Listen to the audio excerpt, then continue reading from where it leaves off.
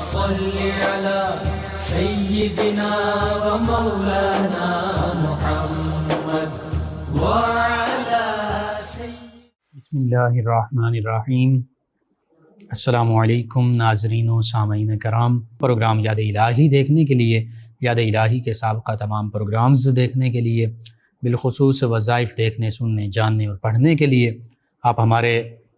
Face بک اور YouTube کے channel یاد الہی یعنی YADE_EILAHI فیس بک اور یوٹیوب کے اس چینل یاد الہی کو سبسکرائب بھی کیجئے، لائک بھی کیجئے، کمنٹس بھی کیجئے، تاکہ آپ یاد الہی کے مختلف پروگرامز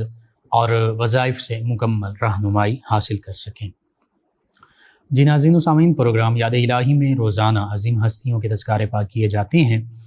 اور اس کے ساتھ ساتھ کچھ ایسے موضوعات پر گفتگو ہوتی ہے جن سے آپ کو رہنمائی حاصل ہوتی ہے۔ ذی قعدۃ الحرام،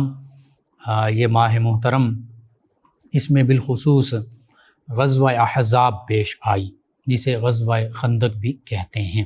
اس حوالے سے آج گفتگو ہوگی، اور اس سے پہلے کتاب الشفا سے آج کا خاص وظیفہ اکثر ویورز اور لسنرز جو پوچھتے ہیں کمر میں درد، مہروں میں درد، ریڑھ کی ہڈی میں درد، تو ریڑھ کی ہڈی، کمر، مہروں میں درد کے لیے اس کا وظیفہ اور مہروں اور کمر کے درد کا روحانی علاج، سب سے پہلا روحانی علاج یہ ہے کہ زیتون کا تیل لیں، اس زیتون کے تیل پر سورۃ الکہف 15ویں پارے میں اور 16ویں پارے میں 3 رکوع اس کے ہیں، سورۃ الکہف ایک مرتبہ پڑھ کر دم کریں، اور پھر اس زیتون کے تیل سے مالش کرتے رہیں، انشاءاللہ مستقل افاقہ ہوگا، اللہ تعالیٰ شفا عطا فرمائے گا۔ یہ تو ایک علاج ہوا، اور اس میں روحانی علاج بھی ہے اور جسمانی علاج بھی ہے، دونوں علاج اکٹھے شامل ہیں۔ اسی طرح دوسرا روحانی علاج اور جسمانی علاج یہ ہے کہ سورۃ الاعلیٰ، سبح اسم ربک الاعلیٰ الذی خلق فسوی، یہ سورہ اعلیٰ جو 30ویں پارے میں ہے، اس سورہ اعلیٰ کی آخری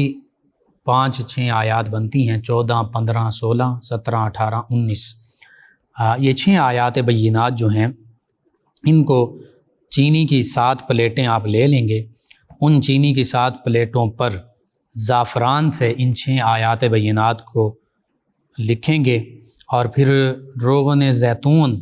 ان چینی کی پلیٹوں میں ڈال کر تو سورہ اعلیٰ اسے دھوئیں گے، یعنی وہ سورہ اعلیٰ جو زعفران کے ساتھ آپ نے لکھی 6 آیات بینات 14 سے 19 تک، روغن زیتون ڈالیں گے، مکس کر دیں گے، روغن زیتون سے، اس روغن زیتون سے پھر اس مریض کی جس کو مہروں کا درد ہے، ریڑھ کی ہڈی کا درد ہے، کمر کا درد ہے، تو انشاءاللہ اللہ تعالیٰ صحت یابی عطا فرمائے گا۔ آیات بینات سماعت فرما لیں۔ اللہ فرماتا قد افلح من تزکا، بے شک جس نے تزکیہ باطن کیا، جس نے اپنا تزکیہ نفس کیا،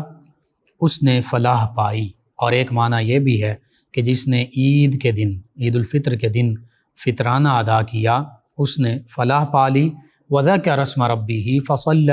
جس نے اپنے رب کا نام کا ذکر کیا، اللہ اللہ کرتا رہا، تلاوت کلام پاک کرتا رہا، نماز پڑھتا رہا،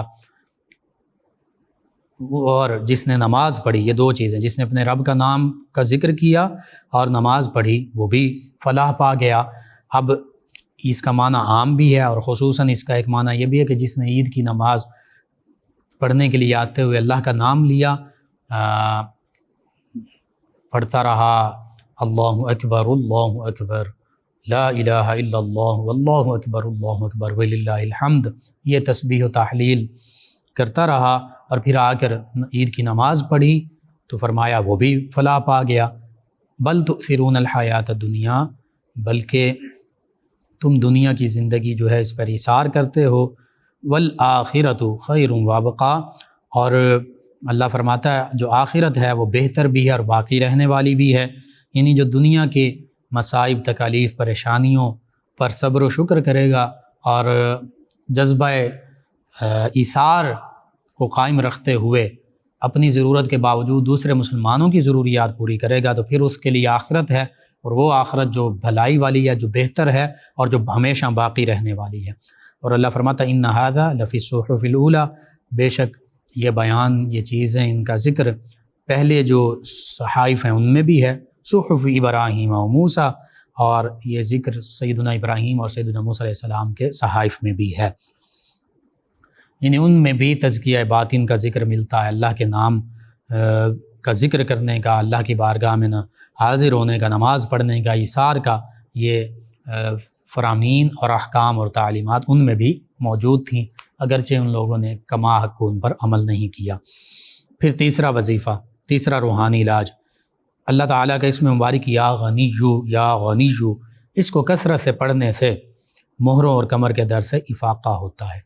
تو جن لوگوں کے کمر میں درد ہے، ریڑھ کی ہڈی میں مہروں میں درد ہے، یا جسمانی دردیں ہیں، یا غنیو کو کثرت سے پڑھیں۔ اسی طرح چوتھا روحانی اور جسمانی علاج، تلوں کے تیل کو، جسے سیسم آئل بھی کہتے ہیں اور روغن کنجد بھی کہتے ہیں، کنجد یا کنجد، تو اس پر سورہ والضحیٰ اور سورۃ القریش 30ویں پارے میں دونوں صورتیں ہیں، 21 مرتبہ پڑھ کر دم کریں اور درد والے مقامات پر یہ تلوں کے تیل سے مالش کرتے رہیں، انشاءاللہ اللہ تعالیٰ شفا عطا فرمائے گا۔ یہ چند ایک روحانی اور جسمانی علاج ہیں مہروں اور کمر کے درد کے حوالے سے، جسمانی دردوں کے حوالے سے۔ آپ ان سبھی جو روحانی جسمانی علاج ہیں ان کو اپنے معمول کا حصہ بنائیے، آپ کو ضرورت ہے، ضرور ان پر عمل کیجئے، اپنے اعزاء قریبا، رشتہ دار، دوست، احباب، پڑوسی، محلے دار، امت مسلمہ تک پہنچائیے، شیئر کیجئے۔ میرے آپ کے ہمارے بتانے سے ہمارے کسی بھی مسلمان بہن بھائی، کسی مسلمان فرد کا اگر فائدہ ہوتا ہے، اسے شفا ملتی ہے، تو انشاءاللہ یہ ہمارے لیے بھی دین و دنیا آخرت میں بھلائی، فائدہ، نجات اور شفا کا باعث ہوگا۔ اللہ سبحانہ و تعالی ہمیں آسانیاں عطا فرمائے، ہمیں آسانیاں بانٹنے والا بنائے، مشکلات سے ہماری حفاظت فرمائے، آمین۔ جی ناظرین و سامعین، غزوہ احزاب جسے غزوہ خندق بھی کہتے ہیں، 5 ہجری میں پیش آئی۔ اس سے پہلے 2 بڑی عظیم جنگیں، 2 بڑی عظیم غزوات پیش آ چکی تھیں، غزوہ بدر اور غزوہ احد، اور ان دونوں غزوات میں کفار کو منہ کی کھانا پڑی، کفار کو شکست فاش ہوئی۔ غزوہ بدر میں بھی ان کے بڑے بڑے رؤساء اور سردار جو ہیں واصل جہنم ہوئے، پھر غزوہ احد میں بھی ایسا ہی معاملہ ہوا، دونوں غزوات میں انہیں پیٹ پھیر کر بھاگنا پڑا۔ تو اب انہی غزوات کا وہ بدلہ لینا چاہتے تھے۔ ادھر بنو نذیر جو ہیں، مدینہ طیبہ میں رہنے والا قبیلہ بنو نذیر، اور بنو قریظہ 2 یہودی قبیلے رہتے تھے۔ تو بنو نذیر جو ہیں، انہوں نے بھی نبی کریم صلی اللہ علیہ وآلہ وسلم کے ساتھ جو معاہدہ کر رکھا تھا، اس معاہدہ شکنی کی، اس معاہدے کو توڑا۔ تو نبی کریم صلی اللہ علیہ وآلہ وسلم نے اس قبیلے بنو نذیر کو مدینہ طیبہ سے جلا وطن کر دیا، اور پھر یہ یہود کا قبیلہ بنو نذیر جو ہے، یہ خیبر میں جا کر آباد ہو گیا۔ اس کے اکثر رؤساء، اس کے اکثر لوگ جو ہیں وہ خیبر میں آباد ہوئے۔ خیبر کے یہودیوں نے ان کا استقبال کیا، ان کے ساتھ گٹھ جوڑ کیا، ان کی مدد کی۔ تو یوں خیبر میں جو ہے وہ یہودیوں کا ایک گڑھ بن گیا۔ اب غزوہ خندق، اس کو خندق کیوں کہتے ہیں اور احزاب کیوں کہتے ہیں، اس کی وجہ کیا ہے؟ چونکہ یہ غزوہ 5 ہجری ذی قعدۃ الحرام میں پیش آیا، اور یہ مسلمانوں اور کفار کے درمیان لڑی جانے والی غزوات میں بڑا اہم غزوہ ہے، کہ اس میں پھر اللہ تعالیٰ نے صحابہ کرام علیہم رضوان کو، نبی کریم صلی اللہ علیہ وآلہ وسلم کو، اسلام کو، مسلمانوں کو فتح و نصرت سے نوازا، اور پھر کفار پر ایک خاص دھاک بیٹھ گئی، اور کفار کو پتہ چل گیا کہ نہ ہی ہم میدان میں، نہ ہی مدینہ طیبہ میں، کسی بھی جگہ پر ہم مسلمانوں کو شکست نہیں دے سکتے، چونکہ اس غزوہ میں بھی کفار کو شکست فاش ہوئی، انہیں منہ کی کھانا پڑی، اور پیٹھ پھیر کر، دم دبا کر انہیں بھاگنا پڑا۔ تو اس وجہ سے یہ غزوہ سب سے زیادہ مشہور اور فیصلہ کن غزوہ ہے، چونکہ اس غزوہ میں نبی کریم صلی اللہ علیہ وآلہ وسلم اور صحابہ کرام علیہم رضوان نے مدینہ طیبہ کی حفاظت کے لیے مدینہ طیبہ کے گرد ایک خندق کھودی، اس لیے اسے غزوہ خندق بھی کہتے ہیں۔ اور پھر چونکہ عرب کے تمام قبائل جو ہیں یہ نبی کریم صلی اللہ علیہ وآلہ وسلم اور صحابہ کرام علیہم رضوان یعنی مسلمانوں کے خلاف نبرد آزما ہونے کے لیے انہوں نے مدینہ طیبہ کی جانب پیش قدمی کی، نبی کریم صلی اللہ علیہ وآلہ وسلم اور مسلمانوں صحابہ کرام علیہم رضوان سے لڑنے کے لیے، جنگ کرنے کے لیے تقریباً عرب کے تمام قبائل جو ہیں اکٹھے ہوئے۔ تو اس وجہ سے حزب گروہ کو کہتے ہیں، احزاب اس کی جمع ہے۔ تو بہت زیادہ کفار کے لشکر اکٹھے ہوئے، تو اس وجہ سے اس غزوہ کو غزوہ احزاب بھی کہتے ہیں۔ سورہ احزاب 21ویں پارے میں اس میں بالخصوص اسی غزوہ خندق، غزوہ احزاب کا ذکر ہے، نام سے ہی پتہ چل رہا ہے۔ اب غزوہ خندق کا سبب کیا تھا؟ ایک سبب تو میں نے عرض کر دیا۔ سب سے بڑا سبب یہ تھا کہ کفار مکہ جو ہیں، انہیں غزوہ احد میں بہت بڑا نقصان ہو چکا تھا۔ غزوہ احد میں شکست کھا کر، پیٹھ دکھا کر یہ بھاگ گئے۔ اب ان کے کئی سردار، کئی لوگ غزوہ احد میں قتل کر دیے گئے، واصل جہنم ہوئے۔ ان لوگوں کا بدلہ بھی لینا چاہتے تھے یہ، اور اپنی شکست کا بدلہ بھی لینا چاہتے تھے۔ پھر بنو نذیر قبیلہ، جنہوں نے معاہدہ، جو مدینہ طیبہ میں رہتے تھے اور معاہدہ توڑا، تو آقا کریم صلی اللہ علیہ وآلہ وسلم نے معاہدے کی پاسداری نہ کرنے کی وجہ سے، معاہدہ توڑنے کی وجہ سے ان کو جلا وطن فرما دیا۔ حتیٰ کہ یہ تو ایسے یہود کے قبائل اور لوگ تھے جو نبی کریم صلی اللہ علیہ وآلہ وسلم کی بھی معاذ اللہ جان کے در پہ تھے، شہید کرنا چاہتے تھے۔ تو یوں ان یہودیوں کے چند رؤساء جو ہیں وہ خیبر میں جا کر آباد ہو گئے، بنو نذیر قبیلے کے، اور خیبر کے یہودیوں نے ان کا اعزاز و اکرام کیا، یعنی بظاہر ان کی مدد کی، ان کا استقبال کیا۔ حتیٰ کہ سلام بن الحقیق، حیی بن اخطب اور کنانہ بن الربیع، جو اسی قبیلے سے تعلق رکھتے ہیں، ان کو اپنا سردار مان لیا۔ یہ لوگ چونکہ مسلمانوں کے خلاف پہلے ہی غیظ و غضب میں جلے ہوئے تھے، بھرے ہوئے تھے، انتقام کی آگ ان کے سینوں میں جل رہی تھی، اس لیے ان لوگوں نے مدینہ طیبہ پر حملہ کرنے کے لیے ایک پلاننگ کی، ایک پورا منصوبہ بنایا، اور اس منصوبے میں انہوں نے کفار مکہ کو شامل کیا، اس کے علاوہ دیگر قبائل کو بھی شامل کیا۔ تو یہ تینوں سردار جو ہیں اس مقصد کے لیے مکہ المکرمہ گئے اور کفار مکہ سے مل کر یہ کہا کہ اگر تم لوگ ہمارا ساتھ دو تو ہم سب لوگ مل کر مسلمانوں کو، صحابہ کرام علیہم رضوان کو معاذ اللہ ثم معاذ اللہ صفحہ ہستی سے مٹا دیں گے۔ کفار قریش جو ہیں یہ تو پہلے ہی تیار بیٹھے تھے، یہ بھی اسی جستجو میں تھے کہ ہم دوبارہ مدینہ طیبہ پر حملہ کریں، اپنا شکست کا بدلہ لیں، اپنے قتل ہونے والے لوگوں کا بدلہ لیں۔ تو انہوں نے بھی فوراً ہاں کر دی، یعنی اس پلاننگ میں، اس منصوبے میں، اس ساز باز میں یہ بھی شریک ہو گئے۔ پھر کفار قریش سے ساز باز کر لینے کے بعد ان تینوں یہودیوں نے قبیلہ بنو غطفان کا رخ کیا، انہیں خیبر کی آدھی آمدنی دینے کا لالچ دیا کہ تم ہمارے ساتھ مل جاؤ، خیبر کی زرخیز زمینوں سے جو آمدنی حاصل ہوتی ہے، تجارت سے جو آمدنی حاصل ہوتی ہے، وہ آدھی تمہیں دے دیں گے۔ تو یوں قبیلہ غطفان جو ہے، انہوں نے بھی جنگ کرنے کا ارادہ کر لیا اور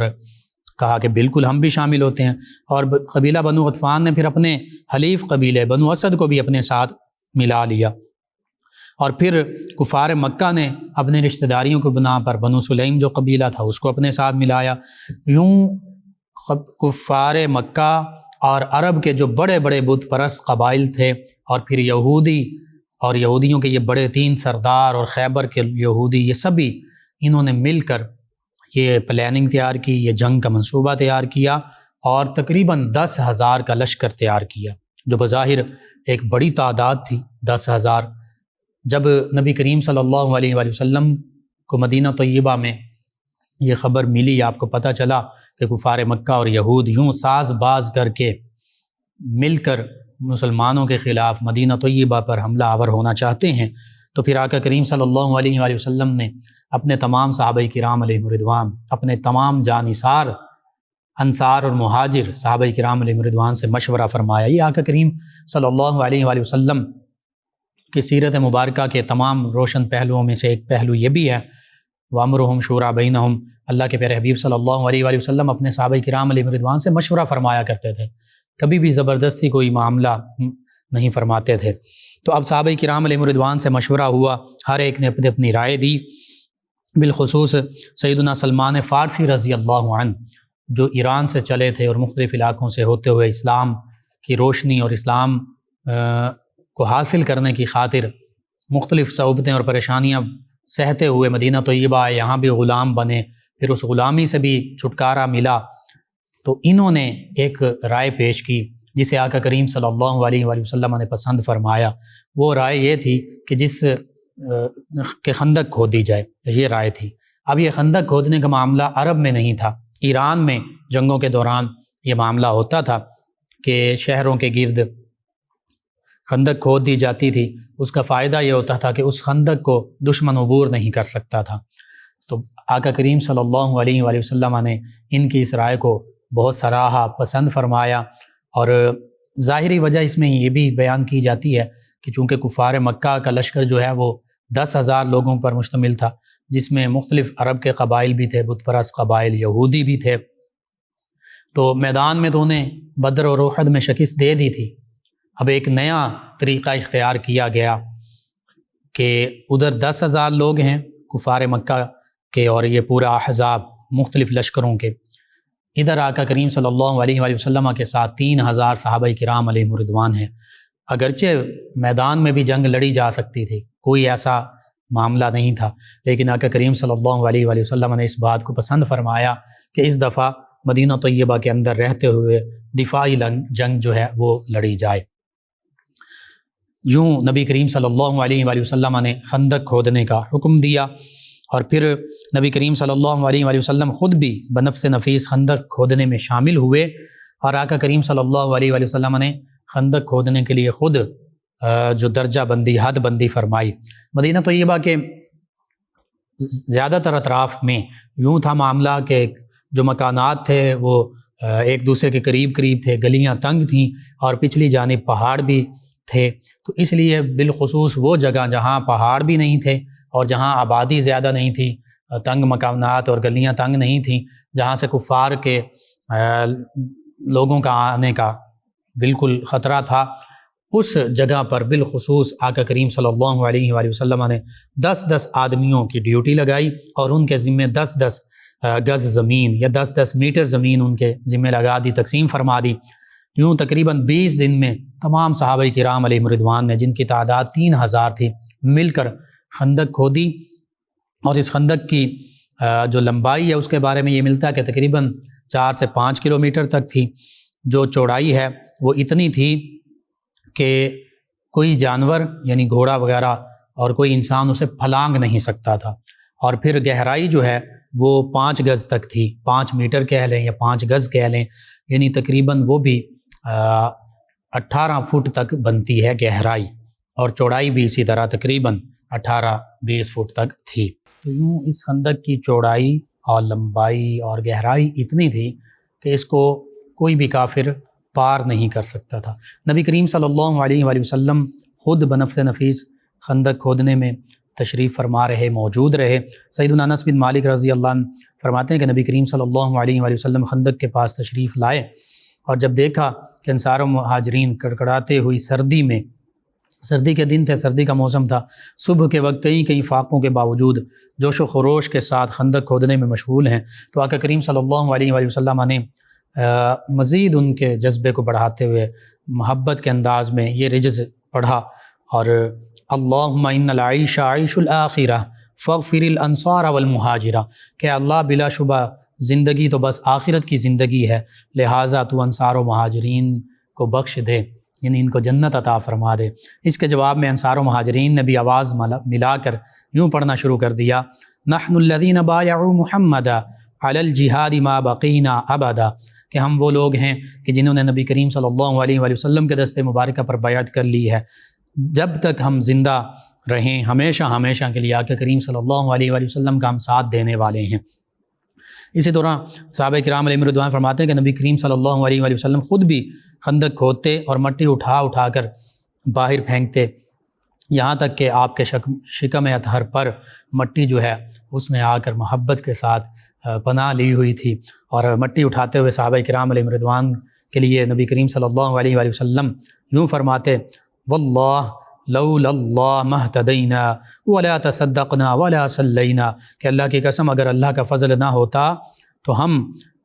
ہدایت نہ پاتے، نہ صدقہ دیتے، نہ نماز پڑھتے، اور پھر فرمایا فَأَنزِلَن سَكِينَةً عَلَيْنَا وَثَبِّتَ الْأَقْدَامَ إِلَّا قَيْنَا، کہ اے اللہ تو ہم پر قلبی سکون عطا فرما دے، سکینت عطا فرما دے، اور جنگ کے وقت ہم کو ثابت قدم رکھ۔ اور پھر یہ بھی شعر پڑھا ان الاولیٰ قد بغوا علینا اذا ارادوا فتنة ابینا، کہ بے شک ان کافروں نے ہم پر ظلم کیا، ہمارے خلاف یہ نبرد آزما ہوئے، اور جب بھی ان لوگوں نے فتنے کا ارادہ کیا تو ہم لوگوں نے انکار کر دیا، یعنی ہم اس فتنے میں ان کے ساتھ نہیں بلکہ ان کے کیونکہ یہ باطل پر تھے تو ان کے خلاف ڈٹ کر لڑتے رہے۔ اور آقا کریم صلی اللہ علیہ وآلہ وسلم یہ لفظ ابینا ابینا بار بار بلند آواز سے تکرار سے اس کو بلند آواز سے ارشاد فرما رہے تھے، دہرا رہے تھے۔ سیدنا جابر رضی اللہ عنہ فرماتے ہیں کہ خندق کھودنے کے دوران خندق میں ایک ایسا پتھر آیا جو کسی سے توڑا نہیں جا رہا تھا۔ آقا کریم صلی اللہ علیہ وآلہ وسلم نے ایک ہی ضرب سے اسے توڑ دیا۔ صحیح بخاری میں یہ واقعہ، اور ایک روایت میں یہ ہے کہ 3 ضربیں لگائیں اور ہر ضرب پر اس پتھر سے روشنی نکلتی تھی۔ نبی کریم صلی اللہ علیہ وآلہ وسلم نے فرمایا کہ اللہ تعالیٰ نے شام بھی عطا فرما دیا، شام بھی فتح فرما دیا،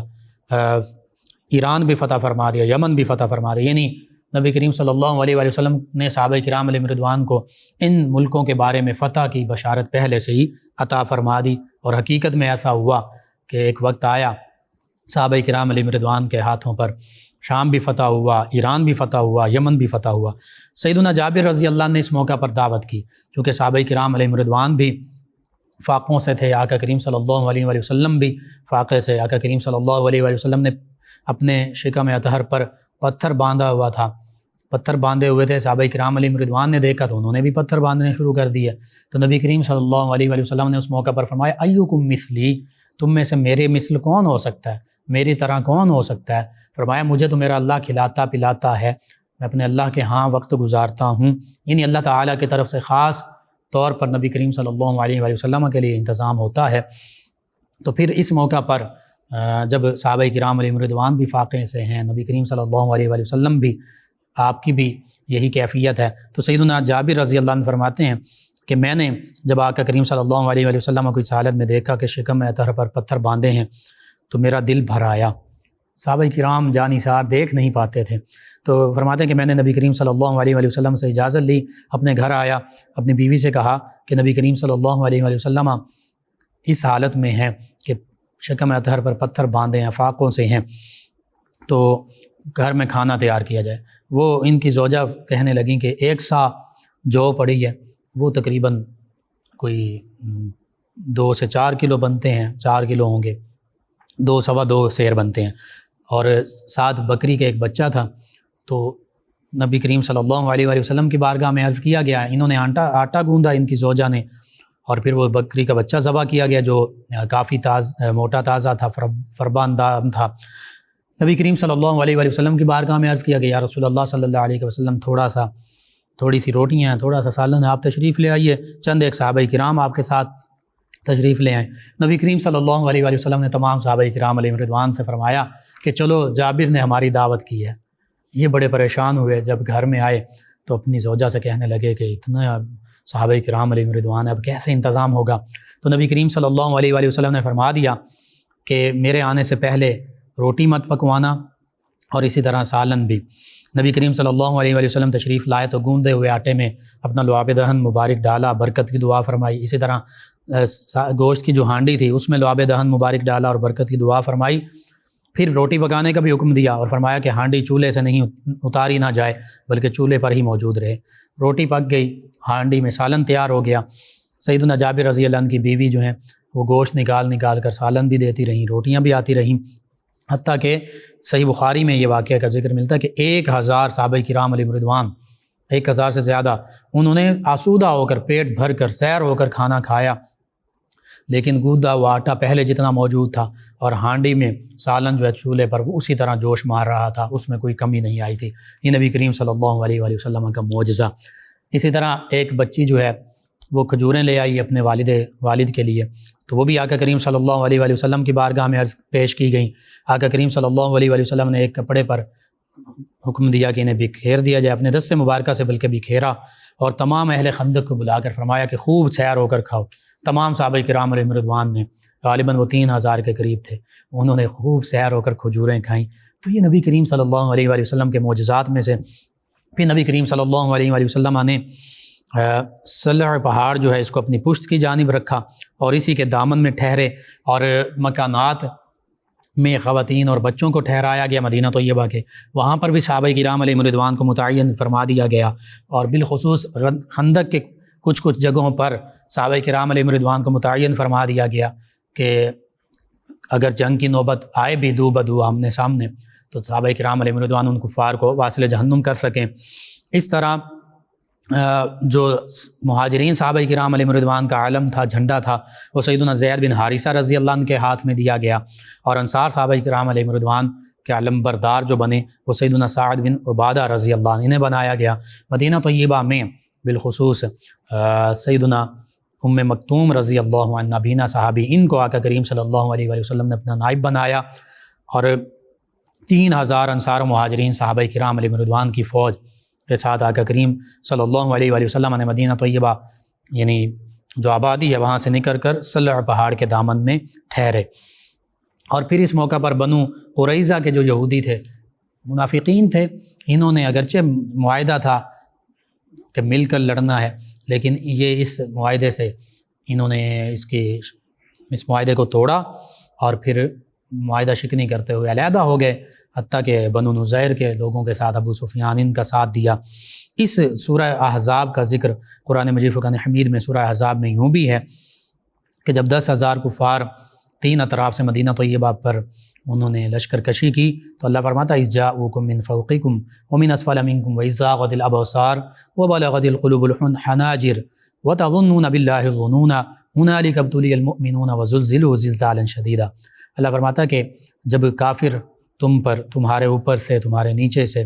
یعنی جو نشیبی علاقہ تھا نیچے والا ادھر سے بھی وہ آئے، جو اوپر والا علاقہ تھا اس سے بھی آئے، اور فرمایا کہ جب کہ ٹھٹک کر رہ گئی نگاہیں، یعنی 10,000 ان کا لشکر تھا، بظاہر ایک ایسا معاملہ تھا کہ 3,000 کے مقابلے میں 10,000، اور اللہ فرماتا کہ دل گلوں کے پاس آ گئے اور تم اللہ پر امید اور یاس، یعنی اللہ پر امید رکھتے ہوئے طرح طرح کے گمان کرنے لگے، اور اس جگہ مسلمان آزمائش اور امتحان میں ڈال دیے گئے۔ یہ مسلمانوں کا امتحان تھا، صحابہ کرام علیہم رضوان کا امتحان، جس میں یہ کامیاب ٹھہرے، اور اللہ فرماتا بڑے زور کے زلزلے میں جھنجھوڑ کر رکھ دیے گئے، یعنی بہت زیادہ تعداد تھی کفار کی، لیکن صحابہ کرام علیہم رضوان متزلزل نہیں ہوئے، بے خوف رہے۔ اگرچہ ایک ظاہری معاملہ ہوتا ہے کہ اتنی بڑی تعداد آ گئی، لیکن نڈر ہو کر لڑتے رہے۔ اب منافقین جو مسلمانوں کے ساتھ کھڑے تھے، کفار کے اس لشکر کو دیکھتے ہی بزدل ہو کر پھیل گئے، ایک ایک کر کے نکلنے لگ پڑے۔ اس وقت ان کے نفاق، ان کی منافقت کا پردہ چاک ہو گیا، اور اللہ تعالیٰ نے ان کی منافقت کا ذکر قرآن مجید فرقان حمید میں فرما دیا۔ ان لوگوں نے گھر جانے کے لیے اجازت مانگنی شروع کر دی۔ اللہ فرماتا وَيَسْتَأْذِنُ فَرِيقٌ مِّنْهُمُ النَّبِيَّ يَقُولُونَ إِنَّ بُيُوتَنَا عَوْرَةٌ وَمَا هِيَ بِعَوْرَةٍ إِن يُرِيدُونَ إِلَّا فِرَارًا۔ اللہ فرماتا کہ ان منافقین کے گروہوں میں سے ایک گروہ ایسا بھی تھا جو نبی کریم صلی اللہ علیہ وآلہ وسلم سے اس بات کی اجازت طلب کرتا تھا، اور وہ منافق تھے، وہ کہتے تھے کہ ہمارے گھر کھلے پڑے ہیں، یقولون، وہ کہتے تھے ان بیوتنا عورہ، کہ ہمارے گھر تو عورت ہیں، یعنی بالکل کھلے پڑے ہیں، کوئی ان کی دیکھ بھال کرنے والا نہیں ہے۔ وما ہی بعورہ، اللہ فرماتا حالانکہ ان کے گھر کھلے ہوئے نہیں تھے، ان یریدون الا فرارا، بلکہ وہ صرف اور صرف فرار ہونا چاہتے تھے، ان کا مقصد صرف بھاگنا تھا، تو وہ اس طرح جھوٹے بہانے کر کے وہاں سے بھاگ گئے۔ لیکن جو اسلام کے سچے جانثار تھے، انصار اور مہاجر صحابہ کرام علیہم رضوان، انہوں نے جب لشکر کفار کی یہ طوفانی یلغار دیکھی تو وہ گھروں کو نہیں گئے، بلکہ سینہ سپر ہو کر ڈٹ گئے، جیسے غزوہ بدر میں ڈٹ گئے تھے، غزوہ احد میں ڈٹ گئے تھے۔ اور پھر اللہ تعالیٰ نے ان صحابہ کرام علیہم رضوان کی ایمانی شجاعت کا ذکر بھی یوں قرآن مجید فرقان حمید میں اسی سورہ احزاب میں فرمایا۔ اللہ فرماتا وَلَمَّا رَأَى الْمُؤْمِنُونَ الْأَحْزَابَ قَالُوا هَذَا مَا وَعَدَنَا اللَّهُ وَرَسُولُهُ وَصَدَقَ اللَّهُ وَرَسُولُهُ وَمَا زَادَهُمْ إِلَّا إِيمَانًا وَتَسْلِيمًا۔ اللہ فرماتا جب مسلمانوں نے کفار کے قبائل کے لشکروں کو دیکھا تو وہ کہنے لگے، بول اٹھے کہ یہ تو وہی منظر ہے جس کا اللہ اور اس کے رسول صلی اللہ علیہ وآلہ وسلم نے ہم سے وعدہ کیا تھا، کہ فرما دیا تھا کہ یوں یہ لشکر آوری کریں گے، اور صحابہ کرام کہنے لگے اللہ اور اس کے رسول دونوں سچے ہیں، اور اس نے ان کے ایمان اور طاعت کو اور زیادہ بڑھا دیا، یعنی اللہ تعالیٰ نے ان کے ایمان کو مزید جلا بخشی، ان کی اطاعت کو، ان کی شجاعت کو، طاقت کو مزید بڑھا دیا۔ تو یوں اللہ رب العزت نے صحابہ کرام علیہم رضوان کی عظمت، رفعت اور شان کا ذکر فرمایا، اور منافقین کی منافقت کا پردہ چاک فرمایا۔ اس موقع پر بنو قریظہ نے بھی غداری کی، جو معاہدے کے پابند تھے، ساتھ لڑنے کے پابند تھے، ان کو بنو نذیر نے ورغلایا، مختلف ہیلے بہانوں سے مختلف لالچ دیے، تو یہ بھی ابو سفیان کے ساتھ اور بنو نذیر کے ساتھ، یہودیوں کے ساتھ مل گئے، چونکہ اس لشکر کی سربراہی ابو سفیان کر رہے تھے جو ابھی مسلمان نہیں ہوئے تھے۔ بہرحال کفار نے تقریباً کم و بیش 1 ماہ مدینہ طیبہ کا محاصرہ کیے رکھا۔ اس محاصرے کے دوران مسلمان صحابیات اور بچے جو ہیں یہ مدینہ طیبہ کے قلعوں میں، محفوظ مکانات میں پناہ گزین رہے، صحابہ کرام وہاں پر متعین تھے۔ صحابیات چند ایک سیدہ صفیہ رضی اللہ عنہا، سیدہ ام عمارہ رضی اللہ عنہ، ان جیسی صحابیات وہاں پر لڑنے کے لیے موجود تھیں۔ تو اس طرح صحابہ کرام علیہم رضوان نے ہر موقع پر زیادہ شجاعت دی۔ اب کافی دن گزرنے کے باوجود کفار جو تھے وہ یہ خندق پار نہیں کر سک رہے تھے، تو ایک جگہ سے جہاں خندق کا پارٹ تھوڑا سا کم تھا، تھوڑی کم چوڑی تھی، وہاں سے عمر بن عبد ود جو ہے یہ، اور اکرمہ بن ابی جہل جو ابھی صحابی نہیں بنے، اسی طرح وہیبہ بن دہب اور دورار بن خطاب، ان لوگوں نے بنو کنانے سے کہا کہ اٹھو آج مسلمانوں سے جنگ کر کے بتا دو کہ شاہ سوار کون ہے۔ چنانچہ یہ سب خندق کے پاس آ گئے اور ایک ایسی جگہ سے خندق کو پار کیا جہاں خندق کی چوڑائی کچھ کم تھی، تو یہ گھوڑے کے ذریعے گھوڑے سے پھلانگا انہوں نے، اور خندق کے دوسری پار آ گئے۔ اب جب آگے آئے تو عمر بن عبد ود، اگر بظاہر 90 برس کا بوڑھا خرانٹ تھا لیکن اپنے آپ کو بڑا پہلوان سمجھتا تھا اور بڑا شہ سوار تھا، ان کا جنگجو تھا، اور 1000 سواروں کے برابر اسے مانا جاتا تھا۔ بہادر سوار اگر اس کے سامنے ہو تو ان کے برابر۔ تو جنگ بدر میں یہ زخمی ہو کر بھاگ گیا تھا، اتنا بہادر تھا، اور اس نے یہ قسم کھا رکھی تھی کہ جب تک مسلمانوں سے بدلہ نہ لوں گا بالوں میں تیل بھی نہیں ڈالوں گا۔ یہ آگے بڑا اور چلا کر مبارز کی یعنی مقابلے کی دعوت دینے لگا۔ 3 مرتبہ اس نے کہا کہ کون ہے جو میرے مقابلے کو آتا ہے۔ تینوں مرتبہ سیدنا علی المرتضیٰ شیر خدا کرم اللہ وجہ الکریم، اللہ کے شیر حیدر کرار، انہوں نے جواب دیا کہ میں اس کے مقابلے کی جاتا ہوں۔ نبی کریم صلی اللہ علیہ وآلہ وسلم نے انہیں روکا کہ علی یہ عمر بن عبد ود ہے۔ سیدنا علی المرتضیٰ کرم اللہ وجہ الکریم نے عرض کیا یا رسول اللہ صلی اللہ علیہ وسلم، بالکل آپ درست فرما رہے ہیں، میں جانتا ہوں کہ یہ عمر بن عبد ود ہے، لیکن میں اس سے لڑوں گا۔ یہ سن کر آقا کریم صلی اللہ علیہ وآلہ وسلم نے اپنی خاص تلوار ذوالفقار انہیں عطا فرمائی، اور ان کے سر پر امامہ بھی باندھا اور دعا فرمائی کہ اللہ تم علی کی مدد فرما۔ تو بس سیدنا علی المرتضیٰ اسد اللہ الغالب حیدر کرار اس مجاہدانہ شان سے عمر بن عبد ود کے سامنے گئے۔ پھر سیدنا علی المرتضیٰ کرم اللہ وجہ کریم کا اس سے مکالمہ ہوا۔ سیدنا علی المرتضیٰ کرم اللہ وجہ کریم نے فرمایا، جو مسلمانوں کا صحابہ کرام کا آقا کریم صلی اللہ علیہ وآلہ وسلم کا طریقہ ہوا کرتا تھا کہ عمر بن عبد ود تو مسلمان ہو جا۔ عمر بن عبد ود کہنے لگا یہ تو مجھ سے ہرگز نہیں ہو سکتا۔ سیدنا علی المرتضیٰ کرم اللہ وجہ کریم نے پھر دوسرا اصول اپنایا کہ ٹھیک ہے پھر تو لڑائی سے واپس چلا جا۔ اس نے کہا یہ بھی مجھے منظور نہیں۔ تو تیسرا پھر طریقہ یہی کہ اب مسلمان ہو جائے تو ہمارے بھائی بن جاؤ گے، ہمارے حقوق تمہیں ملیں گے۔ مسلمان نہیں ہوتے جنگ سے دستبردار ہو جاؤ، صلح کر لو، واپس چلے جاؤ، تو ٹھیک ہے جزیہ دینے لگ پڑو، تو پھر اس کے بدلے تمہاری جان مال عزت آبرو کی حفاظت ہمارے ذمہ۔ کتنے دو خوبصورت اصول۔ اور پھر یہ نہیں کرتے تھے چونکہ تم خود اب جنگ کے لیے آئے ہو، ہم سے جنگ کرنا چاہتے ہو تو ٹھیک ہے اب تلواریں فیصلہ کریں گی۔ تو تیسرے موقع پر عبد ود نے جب آپ نے فرمایا ٹھیک ہے تم مجھ سے جنگ کر، تو پھر عبد ود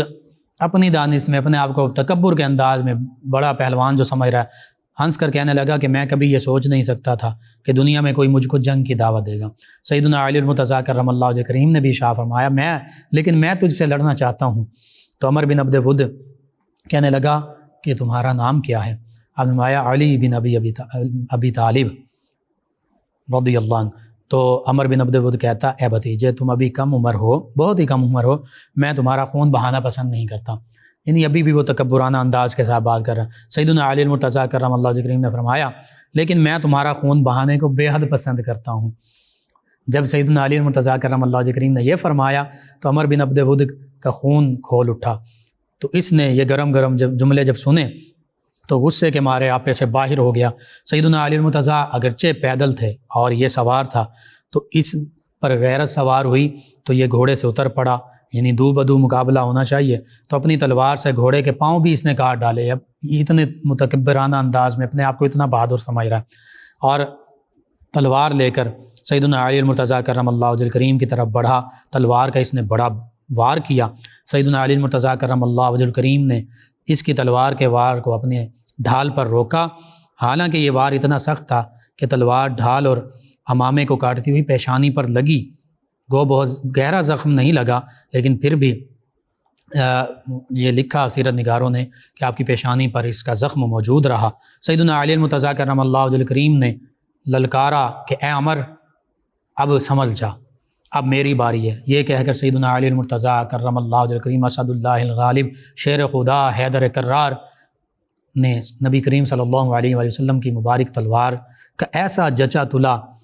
وار کیا کہ تلوار دشمن کے شانے کو کاٹتی ہوئی کمر سے پار ہو گئی. عمر بن عبد ود جو بڑا اپنے آپ کو پہلوان جنگجو سمجھتا تھا وہ تل ملا کر زمین پر گرا اور ایک ہی لمحے میں واصل جہنم ہو گیا. پھر اس کا بیٹا بھی آیا، اس کو بھی سیدنا علی المرتضیٰ کرم اللہ وجہ کریم نے واصل جہنم کیا. اور پھر نوفل جو ہے یہ غصے میں میدان میں نکلا تو سیدنا زبیر بن عوام رضی اللہ عنہ، اس نے پکارا کون میرے مقابلے میں آئے گا. سیدنا زبیر بن عوام رضی اللہ عنہ آئے اور بجلی کی طرح اس پر جھپٹے ایسا تلوار کا وار کیا کہ اس کو بھی دو ٹکڑے کر دیا اور تلوار اس کی زین کو کاٹتی ہوئی گھوڑے کی کمر تک پہنچ گئی. اللہ اکبر! کیسے سیدنا علی المرتضیٰ کرم اللہ وجہ کریم، سیدنا زبیر بن عوام رضی اللہ عنہ یہ دشمنوں کو واصل جہنم کر رہے ہیں. اکرمہ بن ابی جہل جو بھی مسلمان نہیں ہوئے، انہوں نے جب ان لوگوں کا یہ حال دیکھا تو وہیں سے بھاگ کر بدحواس ہو کر یہ واپس خندق پار کرتے ہوئے اپنی قوم کے پاس پہنچ گئے. تو یوں نبی کریم صلی اللہ علیہ وآلہ وسلم کے ان صحابہ کرام علیہم رضوان نے 4 لوگوں کو واصل جہنم کیا. اور پھر اللہ تعالیٰ کی طرف سے خاص مدد آئی. ایسی ہوا چلی کہ کفار کے جو برتن تھے، دیگیں بڑے بڑے، وہ الٹ پلٹ ہو گئیں، ان کے خیمے جو ہیں وہ اڑ گئے. اور پھر کفار مکہ اور یہود کے درمیان بھی کچھ آپس میں چپکلش ہو گئی، آپس میں ناچاکی ہو گئی. اللہ تعالیٰ نے یوں مسلمانوں کی مدد و نصرت فرمائی کہ پھر کفار کے وہاں قدم ہی نہ جم سکے. ابو سفیان نے کہا کہ اب ہمارا یہاں ٹھہرنا نہیں بنتا. اتنا عرصہ ہم نے محاصرہ بھی کیا، لڑنے کی بھی کوشش کی، لیکن ہمارے بس میں کچھ نہیں ہے. تو یوں شکست کھا کر کفار مکہ کو دوبارہ منہ کی کھانی پڑی اور شکست کھاتے ہوئے واپس مکہ مکرمہ کی جانب یہ بھاگ گئے. اللہ رب العزت نے اس غزوہ احزاب میں مسلمانوں کو، صحابہ کرام علیہم رضوان کو، آقا کریم صلی اللہ علیہ وآلہ وسلم کو، اسلام کو بڑی فتح و نصرت سے نوازا. اور یہ غزوہ خندق پھر آنے والی غزوات کے حوالے سے پیش خیمہ ثابت ہوئی. غزوہ خیبر کے حوالے سے، بالخصوص فتح مکہ کے حوالے سے. وہ کفار جو پہلے بھی 2 مرتبہ شکست کھا چکے تھے، اب تیسری شکست انہیں جب ملی تو وہ حواس باختہ ہو گئے. اب ان کو پتہ چل گیا کہ ہم مسلمانوں کے مقابلے میں کبھی بھی کامیاب نہیں ہو سکتے. تو یوں اللہ تعالیٰ نے صحابہ کرام علیہم رضوان کو کفار مکہ کے مقابلے میں فتح سے بھی نوازا اور مسلمانوں کی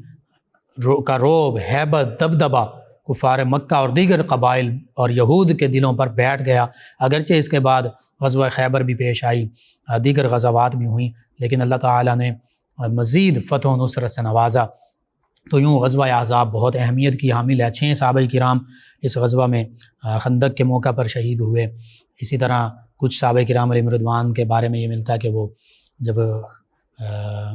انٹیلیجنس کے لیے ہوئے روانہ، اس موقع پر شہید ہوئے. تو یوں 6 بہرحال اس پر تمام سیرت نگار اور مورخین اور محدثین متفق ہیں. ان کا بھی انشاءاللہ تذکرہ پاک ہوگا. اللہ سبحانہ وتعالی سے دعا اللہ تعالی ہمیں ان غزوات جو اسلام ہی کا ایک سنہرا ایک حصہ ہے، ان کے بارے میں پڑھنے کی سمجھنے کی بھی توفیق عطا فرمائے، اور ان غزوات سے جو ہمیں سبق ملتا ہے وہ یہی ہے کہ آج بھی چاہے کفار کے لشکر اسی طرح احزاب بن جائیں، چاہے یہود مل جائیں، ہنود مل جائیں، آج بھی یہ گٹھ جوڑ ہوتا ہے، یہود اور ہنود کا گٹھ جوڑ ہے، اسرائیل، امریکہ اور بھارت اور اسی طرح دیگر ممالک۔ تو اسرائیل اور بھارت کا اسرائیلی جو ہیں اسرائیلی وہ یہودی ہیں، بھارتی جو ہیں وہ زیادہ ہندو ہیں، تو یہ یہودی اور ہندو یعنی بت پرست اور یہود، ان کا آج بھی گٹھ جوڑ ہے، چاہے یہ آج بھی اکٹھے ہو جائیں۔ تو اس غزوہ احزاب کو ہم نے مد نظر رکھنا ہے کہ چاہے یہود ہوں، چاہے بت پرست ہوں، اور چاہے یہ مل بھی جائیں، مسلمان پکے ایمان والے ہوں تو ان کے مقابلے میں یہ سینہ سپر ہو جائیں تو اللہ تعالیٰ اسی غزوہ احزاب کی طرح انہیں آج بھی فتح و نصرت عطا فرما سکتا ہے، فلسطین میں بھی، کشمیر میں بھی، شام میں بھی، دیگر ممالک میں بھی، جہاں جہاں یہود و ہنود اور دیگر استعماری طاقتیں مسلمانوں کے خلاف نبرد آزما ہیں۔ سبق یہی ہے اس غزوہ احزاب سے کہ چاہے تمام طاغوتی طاقتیں مل جائیں، مسلمان ہوں ایمان والے، سچے اور کامل ایمان والے، اور اللہ کے راستے میں نکل پڑیں اللہ پر بھروسہ رکھتے ہوئے، جذبہ جہاد کے ساتھ، جذبہ شوق شہادت کے ساتھ، تو فتح و نصرت ان کے قدم چومے گی۔ اللہ سبحانہ و تعالیٰ سے دعا ہے اللہ تعالیٰ ہمیں اسلام کی حقیقی تعلیمات پر عمل پیرا ہونے والا بنا دے، اللہ تعالیٰ مسلمانوں کو ہر میدان میں فتح و نصرت عطا فرمائے، جذبہ جہاد، جذبہ شوق شہادت عطا فرمائے، اور عالم اسلام کو کھویا ہوا مقام دوبارہ عطا فرمائے، آمین۔ اللهم صل على سيدنا ومولانا محمد وعلى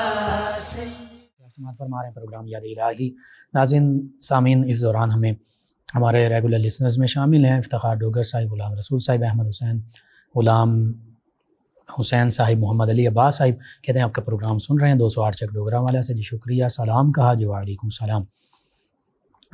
حافظہ فاطمہ صاحب ہیں، کہتی ہیں السلام علیکم بھائی، جی وعلیکم السلام، کہتی ہیں programme is very nice,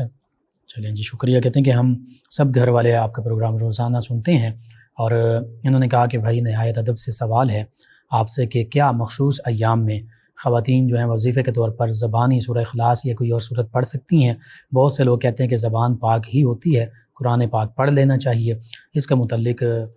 detail سے بتا دیں تاکہ تمام سننے والے بھی رہنمائی حاصل کر سکیں۔ اور دوسرا انہوں نے کہا کہ ان کے بال بہت جھڑتے ہیں، اس کے حوالے سے کوئی روحانی عمل یا وظیفہ بتا دیں، اللہ تعالیٰ جزائے خیر عطا فرمائے، آمین۔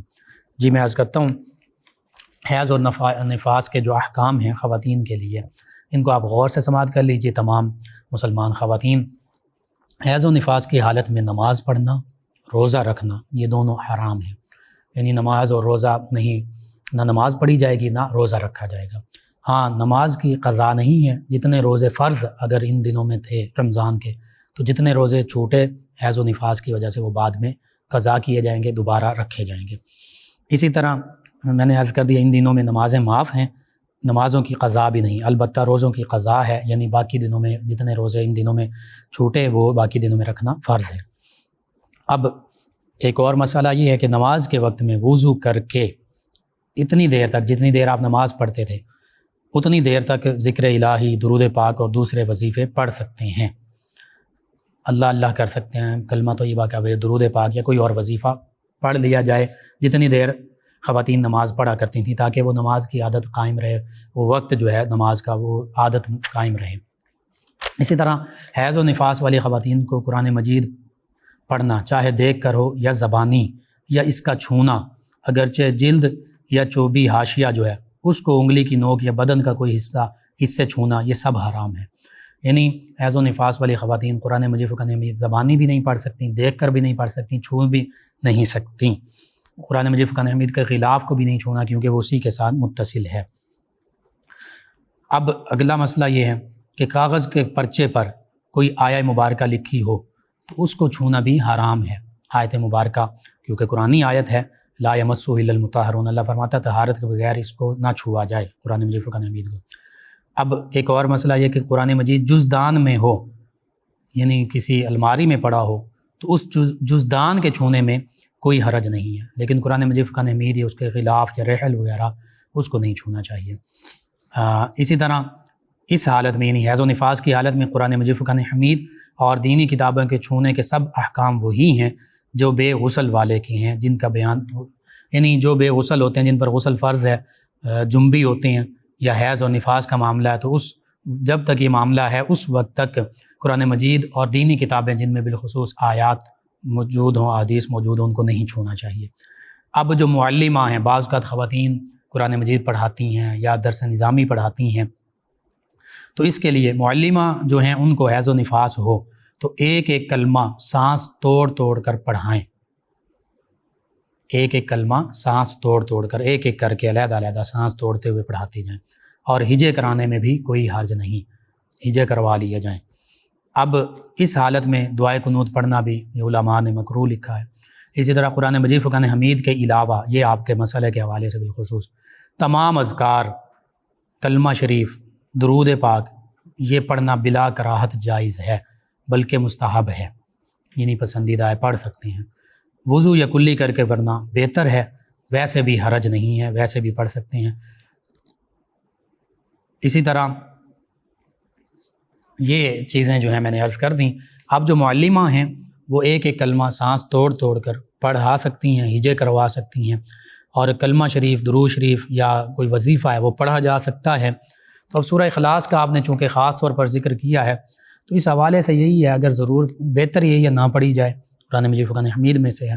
اور اگر ضروری ہے، آپ معلمہ ہیں، یہ معاملہ ہے، تو پھر ایک ایک سانس توڑ توڑ کر پڑھا دیں، ہجے کروا کر پڑھا دیں، یہ معاملہ ہے، اس طرح کر سکتی ہیں۔ باقی وظیفے کے طور پر کچھ یہ علماء نے یہ کہا ہے، وظیفے کے طور پر وہ پڑھی جا سکتی ہیں آیات جو وظیفے کے طور پر ہیں، لیکن بہتر پھر بھی یہی ہے کہ زبانی قرآن پاک بھی نہ پڑھا جائے ان دنوں میں، یہ زیادہ بہتر ہے۔ بہرحال میں نے عرض کر دیا۔ ان کے علاوہ ہمارے ساتھ ایک اور لسنر ہیں، سمرا ناز صاحبہ، کہتی ہیں السلام علیکم مفتی صاحب۔ جی وعلیکم السلام۔ کہتی مجھے عمرے کی ادائیگی کا بڑا شوق ہے، کوئی مجرب وظیفہ بتا دیں۔ ایک تو سورہ بقرہ دوسرے پارے میں اس کے نصف سے پہلے رکوع میں وَأَتِمُّ الْحَجَّ وَالْعُمْرَةَ لِلَّهِ، وَأَتِمُّ الْحَجَّ وَالْعُمْرَةَ لِلَّهِ، اس کو کثرت سے پڑھیں۔ دوسرا سورہ فتح کی آیت مبارکہ 27، اس کو کثرت سے پڑھیں۔ اور تیسرا لا الہ الا اللہ المالک الحق المبین سیدنا محمد الرسول اللہ صادق الوعد الامین، یہ کثرت سے پڑھیں۔ یہ تین وظیفے ہیں، کثرت سے پڑھتے رہیں، اللہ سے دعا مانگیں، انشاءاللہ اللہ تعالیٰ بہتری فرما دے گا، ضرور انشاءاللہ اللہ تعالیٰ حج یا عمرے کی سعادت عطا فرمائے گا۔ محمد بوٹا صاحب، انہوں نے سلام کہا۔ جی وعلیکم السلام۔ بڑی خوبصورت دعاؤں سے نوازتے ہیں، میں دعائیں بعض کا ذکر بھی کر دیتا ہوں۔ اللہ تعالیٰ میرے آپ کے ہم سب کی امت مسلمہ کے حق میں ان دعاؤں کو قبول فرمائے۔ بہت شکریہ تمام ویورز، تمام لسنرز کا۔ اسما تحریم بنت افشا صاحبہ کہتی ہیں گھٹنوں میں درد ہے، وظیفہ بتا دیں۔ ایک تو جو آج وظائف بتائے ہیں یہ بھی پڑھ سکتے ہیں، یہ بھی کر سکتے ہیں۔ دوسرا جہاں درد ہے دایاں ہاتھ رکھیں، 3 مرتبہ بسم اللہ الرحمن الرحیم پڑھیں، 7 مرتبہ پڑھیں اعوذ بعزت اللہ وقدرتہ، اعوذ بعزت اللہ وقدرتہ من شر ما اجد واحاذر، من شر ما اجد واحاذر۔ انشاءاللہ اللہ تعالیٰ بہتری فرما دے گا۔ دم کر دیں، پھونک مار دیں، پانی پر دم کر کے پانی پئیں۔ شہزاد انجم صاحب ہیں، کہتے ہیں کہ آپ بیوی کو بیٹا بولا جا سکتا ہے؟ نہیں بولنا چاہیے، اس سے بچنا چاہیے۔ ان کے علاوہ یہ ایک اور سوال پوچھتے ہیں، کسی سے بھی تعلق بنتا ہے تو 2-4 ماہ میں ٹوٹ جاتا ہے، رویوں میں تبدیلی آ جاتی، کوئی وظیفہ عنایت کریں؟ جی اچھے اور نیک لوگوں سے، اچھے نیک لوگ جو ہیں ان سے دوستی کریں جو پرہیزگار ہیں، انشاءاللہ پھر تعلق بھی نہیں ٹوٹے گا۔ اور اس حوالے سے یہ ہے کہ آپ خود کوشش کیجئے باوضو رہیں، نماز کی پابندی کریں، تلاوت کلام پاک، درود پاک، استغفار کی پابندی کریں، اور یا ودود پڑھتے رہا کریں، اللہ تعالیٰ بہتری فرما دے گا۔ منیر صاحب میں فیصلہ بازا کہتے ہیں سیدنا امام علی نقی یا سیدنا امام حسن عسکری، ان کے بارے میں بھی کبھی بیان فرمائیں۔ جی بالکل، ان کے جو یوم ولادت اور یوم شہادت وغیرہ ہیں ان کے حوالے سے ہمارے یوٹیوب چینل یاد الہی پر ان کے پروگرام پڑے ہوئے ہیں، میں نے کیے ہیں، سیدنا امام علی نقی اور سیدنا امام حسن عسکری رضی اللہ عنہما، دونوں ہستیوں کے بارے میں آپ ڈاؤن لوڈ کر کے انہیں دیکھ سکتے ہیں۔ آپ تمام ویورز، تمام لسنرز کا شکریہ، آپ ہمیں جوائن کرتے ہیں، پروگرام یاد الہی میں شامل ہوتے ہیں، اپنے فیڈ بیک سے آگاہ کرتے ہیں۔ ناظرین سامعین، پروگرام یاد الہی کا وقت ختم ہو جاتا ہے، انشاءاللہ کل صبح دوبارہ آپ سے ملاقات ہوگی۔ پروگرام یاد الہی میں اپنے میزبان محمد لقمان رضا اور ہماری ٹیم کو اجازت دیجیے۔ اللہ نگہبان۔ اللهم صل على سيدنا ومولانا محمد